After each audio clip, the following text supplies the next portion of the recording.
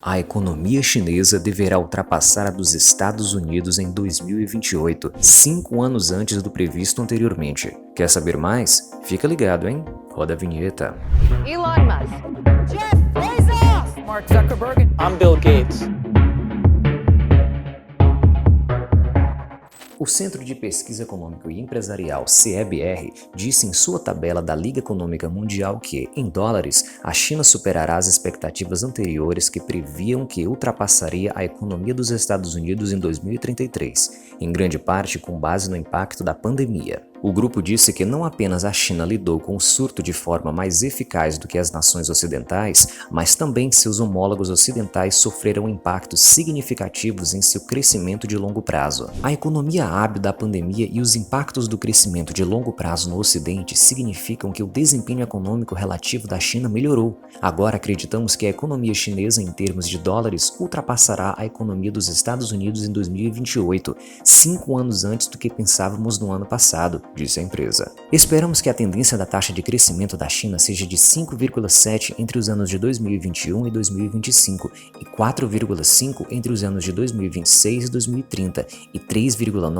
entre os anos de 2031 e 2035, ele acrescentou. A China sofreu o primeiro surto do vírus de Wuhan e vacilou economicamente antes de qualquer outro país. No entanto, ela se recuperou mais rapidamente do que os Estados Unidos e a Europa, o que lhe dá vantagem em um mundo pós-pandêmico. Nesse relatório é afirmado que as autoridades chinesas reagiram vigorosamente e, como resultado, a economia chinesa sofreu menos danos econômicos do que qualquer outra economia importante. Estima-se de que a China teria um crescimento positivo do PIB em 2% em 2020, enquanto outras grandes economias deveriam ter um crescimento negativo para o ano. O presidente chinês Xi Jinping observou em novembro que é inteiramente possível para a China dobrar o tamanho de sua economia até 2035, isso de acordo com seu plano de 5 anos que visa modernizar a marca do socialismo em Pequim. Alimentada por um enorme crescimento populacional, a Índia também deve ser o maior país em 2027 e a terceira maior economia em 2030, atrás da China e dos Estados Unidos, um indicador da crescente proeza econômica da Ásia, descobriu o Centro de Pesquisa em seu relatório. Sem sombra de dúvidas, a potência antagonista que mais se destacou nesse período de pandemia foi a China, com sua economia dirigida por um Estado totalitário. Esse crescimento chinês trouxe aos partidários do país a esperança de que a China finalmente iria superar os Estados Unidos em pouquíssimo tempo. Se tais previsões se mostrassem verdadeiras, isso representaria um abalo gigantesco nas alegações de superioridade do mercado, pois a China iria estar trazendo evidências empíricas e substanciais de que a prosperidade seria não só compatível com seu planejamento central, mas com o fato de que o dirigismo econômico iria se provar a melhor via econômica para o século XXI. Esse quadro parece ser bem promissor, não é? Então, o que poderia estar errado nisso? Veja só, primeiro devemos esclarecer uma importante questão. Qual o núcleo das décadas de crescimento econômico chinês? Você pode dizer que foi o investimento em tecnologia que multiplicou a riqueza da China, já que a economia do século XXI gira em torno de hardwares e softwares de modo geral. Essa afirmação em si não está errada, porém o investimento em tecnologia é só uma das variáveis, portanto não é suficiente para um diagnóstico real da situação. O bônus demográfico é o período de tempo em que um país possui a maior parte de seus habitantes em idade produtiva, geralmente entre os 15 e os 64 anos de idade. Nesse período, os indivíduos estão trabalhando e desenvolvendo novas habilidades, o que vai resultar numa prosperidade geral maior. O inverso disso, porém, ocorre quando parte significativa da população se aposenta e passa a consumir a poupança acumulada. Assim, quanto maior a idade das pessoas em um país, menor deverá ser a riqueza absoluta produzida.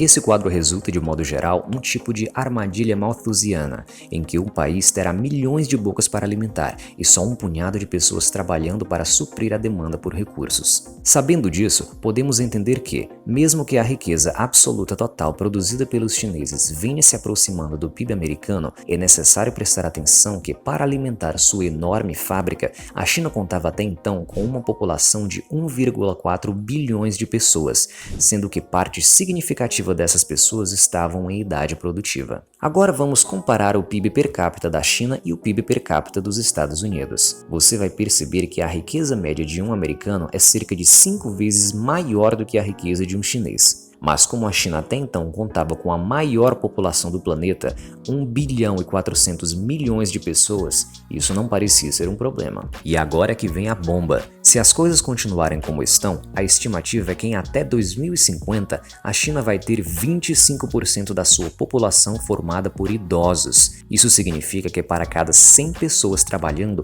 a China terá 45 pessoas não produtivas.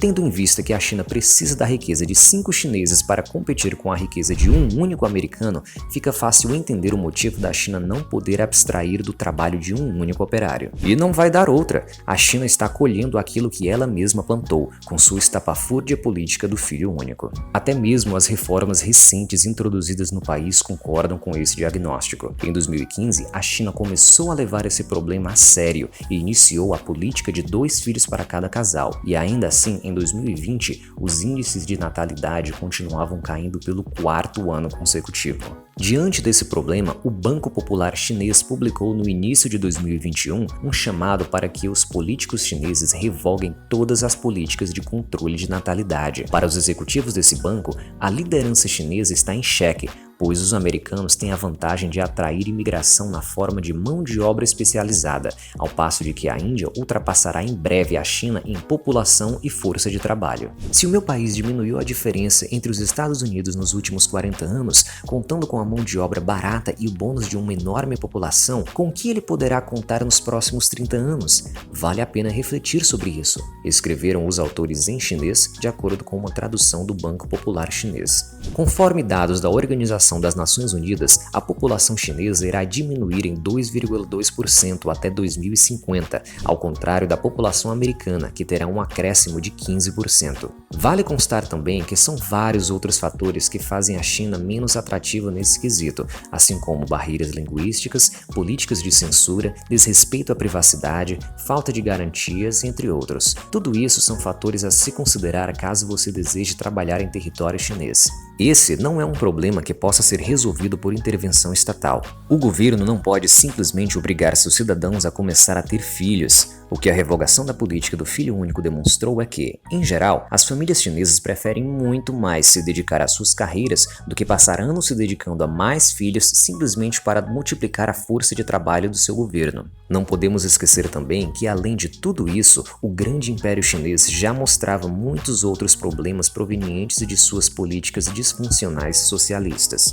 Milhões investidos em cidades fantasmas e linhas de trem que ligam nada a lugar nenhum são alguns dos exemplos típicos que os socialistas gostam de fingir que não existe. Além disso, a taxa de desocupação de imóveis da China fica entre 10% e 20%, e isso são dados oficiais, o que significa umas 50 milhões de residências vazias, e ainda assim os chineses continuam comprando imóveis, o que é provavelmente uma atitude desesperada contra a inflação, algo muito próximo do que era geralmente visto durante os loucos anos 80, aqui mesmo no Brasil. Até o presente momento, a China se recusa a liberar os dados populacionais do último censo demográfico, afirmando que precisam ser reanalisados. Precisamos conhecer tanto de história para saber que, em países com políticas socialistas, a situação é quase sempre bem pior do que eles apresentam. E aí, o que você achou desse vídeo? Comenta aqui embaixo, hein? E não se esqueça de dar aquele joinha e se inscreva no canal caso você ainda não seja inscrito. Te vejo na próxima!